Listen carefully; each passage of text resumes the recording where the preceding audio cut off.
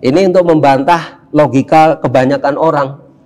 Ini kalau saya istiqomah di atas Islam nanti duit saya kurang gitu, atau saya miskin macam-macam. Oh, enggak, salah malah itu. Dalam surat Jin disebutkan seperti itu. Wa ala istaqamu ala tariqah la asqainahu ma'an ghadaq.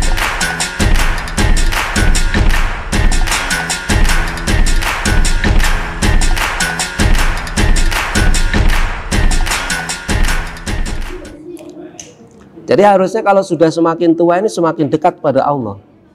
Bahkan kalau batas waktunya orang-orang Madinah itu di dalam hadis juga disebutkan, itu kalau sudah masuk usia 40 tahun itu orang harus establish ininya, apa namanya, personalitasnya, hatinya itu sudah harus establish. Ada yang memberikan batasan 60 tahun. Makanya penduduk Madinah itu dilaporkan oleh para alim ulama, kalau sudah memasuki usia 40 tahun mereka akan fokus pada ibadah. Karena ini usia-usia yang istilahnya sudah diberi tangguh oleh Allah. Jadi jangan sampai malah kita nih tua malah nggak gaspol gitu ya, nggak gaspol dalam taat pada Allah. Jangan, malah harusnya gaspol. Karena apa? Karena usia kita sudah hampir mendekati ajal. Kalau kita melihat perjalanan orang-orang yang mau bertobat pada Allah itu nggak mudah ternyata. Banyak yang menentang, mulai keluarganya, istrinya, kadang-kadang gitu.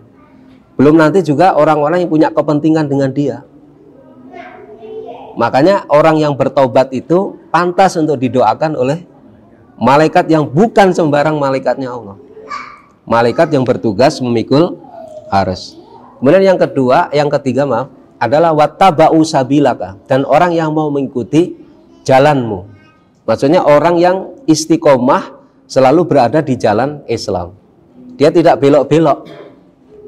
Jalannya Rasul yang dia tempuh, dan dia pastikan hanya jalannya Rasul semata. Dia itu berjalan di atasnya. Dia tidak akan mengadopsi, tidak akan mengambil jalan-jalan selain jalan yang sudah digariskan Allah dan Rasulnya. Dan ini juga tidak mudah sebetulnya, apalagi di zaman sekarang. Mungkin kalau kita bicara tentang teguh di atas jalannya Allah itu, mungkin kalau bapak-bapak ini kalau pagi-pagi ya, dulu saya itu sering lewat, itu daerah Mampang Perapatan itu, dari warung buncit. Itu kalau jam 6 pagi, saya masih ingat itu, kalau jam 6 pagi, kreditnya setengah mati itu. Udah, Masya Allah, kredit banget itu. Kadang-kadang nggak bisa jalan. Kalau kita terlambat berangkat, misalnya dari rumah itu, misalnya habis subuh itu kadang-kadang langsung berangkat saya itu. Nanti kalau ada acara di Jakarta itu lebih baik nunggu di sana.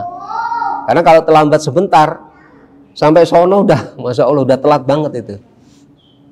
Kalau panjenengan berada di jalan yang kredit seperti itu, kemudian di sampingnya itu ada jalan yang lempeng, pakai AC lagi gitu, pasti jenengan kan pengen belok tuh ya, atau cari jalan alternatif kalau macet itu, pasti pengennya kayak gitu.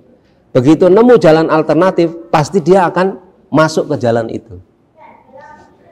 Nah, kita teguh di atas jalannya Allah itu memang sumpek kadang-kadang, sumpek, banyak masalah gitu tuh ya, terus banyak godaannya gitu. Cuma kalau panjenengan tidak tetap di situ, masalahnya jalan yang bisa mengantarkan kita menuju Allah, menuju ridhonya Allah, itu hanya jalannya Allah.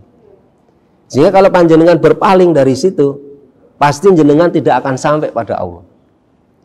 Makanya di dalam hadis-hadis, amal yang paling utama itu disebutkan dalam riwayat-riwayat adalah amal yang dilakukan dengan istiqomah, yang terus menerus itu dijaga terus itu. Bahkan para jamaah, kalau boleh saya ngasih saran pada panjenengan ya, kita ini harus punya amal-amal yang dawam, amal-amal istiqomah yang kita kerjakan. Misalnya gini, habis sholat baca Quran, contoh nih, habis sholat dzikir gitu ya, ataupun yang lain gitu ya. Mestinya ada amal-amal yang dawam yang kita lakukan, termasuk misalnya kita sholat malam atau sholat duha. Karena itu ada keistimewaannya. Apa keistimewaannya? kalau kita punya amal yang dawam, ya, amal yang dawam, dan kita sakit atau bepergian, maka kita tetap dihitung mengerjakan amal perbuatan dawam yang sering kita lakukan. Jadi misalnya kalau kita safar kan, misalnya nih, kalau yang biasa membaca Quran, nggak sempat baca Quran, kalau safar, dia tetap dapat pahala membaca Al-Quran. Kalau dia sakit, tetap dia akan mendapatkan pahala membaca Al-Quran.